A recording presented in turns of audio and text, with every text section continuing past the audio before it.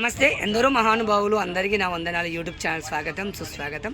ప్రస్తుతం మనం తెలంగాణ ఎక్స్ప్రెస్ బృందావనం నుంచి బయలుదేరాము. వాపస్లో బృందావనంలో 7 రోజులు సప్తాహం చేసుకొని అందరం మళ్ళీ తిరిగి తెలంగాణ రాష్ట్రానికి వస్తూ ఉన్నాము.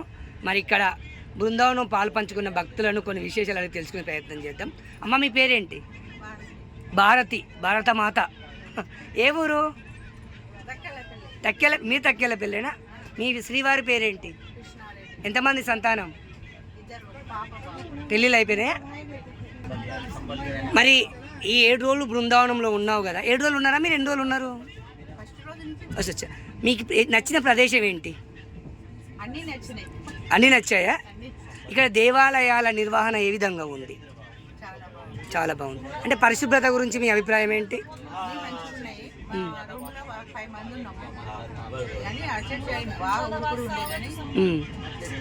ఈ సప్తాహం చేసిన వాళ్ళు అన్ని సౌకర్యాలు మంచిగానే కల్పించారా? మంచిగా అనిపించిందా? మీరు ఎప్పుడైనా వచ్చారా ఇక్కడికి? ఇదే ఫస్ట్ టైమా? మీకు నచ్చిన ప్రదేశం ఏంటి? అంటే ఏదో ఒకటి ప్రేమ్ మందిర్ ఇలా ఉన్నాయి కదా, మీకు ఏది బాగా నచ్చింది? శ్రీకృష్ణ జన్మస్థానం, ప్రేమ్ మందిరు, కీర్తి మందిరు, రాధే రాధే. ఈ రోప్వే ఉంది, రోప్వేకి వెళ్ళారా మీరు? ఎక్కారా రోప్వే? మీకు ఎంతమంది సంతానం అన్నారు? 2 అన్నారా? ఒక బాబు. పెళ్ళిళ్ళు అయిపోయినాయి? ధన్యవాదాలమ్మా. మీ పేరేంటమ్మా? పేరు కొంచెం గట్టిగా చెప్పండి. పేరేంటి? పేరు ఇందిరా. మరి మీకు మాట్లాడానికి ఏం రాదంటుంది. పోనీ ఇది ఎలా అనిపించింది? బృందావనం ఏ విధంగా అనిపించింది? బాగుంది. ఏది నచ్చింది నీకు? ప్రేమ మందిరం వెళ్ళావా? వెళ్ళలేదా? కీర్తి మందిరం వెళ్ళావా?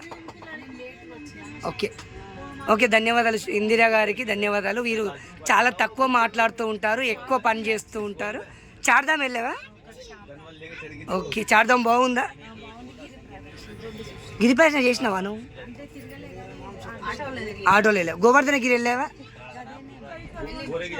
మీ ఇద్దరు కలిసి వెళ్ళారా? మరి ఇందిరా గారు ఏం మాట్లాడారు వాస్తవానికి నేను కూడా చూశాను. వాళ్ళు అసలు సున్నితమైన మనసు, చిన్న పాపలాగా ఏమన్నా అన్నారనుకో ఏడు చేస్తుంది. ఆమెకు ఎక్కువ పని ఇష్టము, ఇలాంటి ఫోటోలు ఇష్టం ఉండదు. ఎందుకంటే బిఎన్ నగర్కి వెళ్ళాను, చాలా సున్నితము. ఆమెను ఎక్కడ పిలిస్తే అక్కడ వస్తుంది, కానీ ఎవరైనా పిలవకపోతే బాధ వేస్తుంది ఆమెకు. జై శ్రీరామ్. ధన్యవాదాలమ్మా. నాకు తెలుసు మీకు సేవ గోయకుడు, నేను చూశాను కదా. ధన్యవాదాలు. జై శ్రీరామ్. ఓం నమ శివాయ. రాధే రాధే.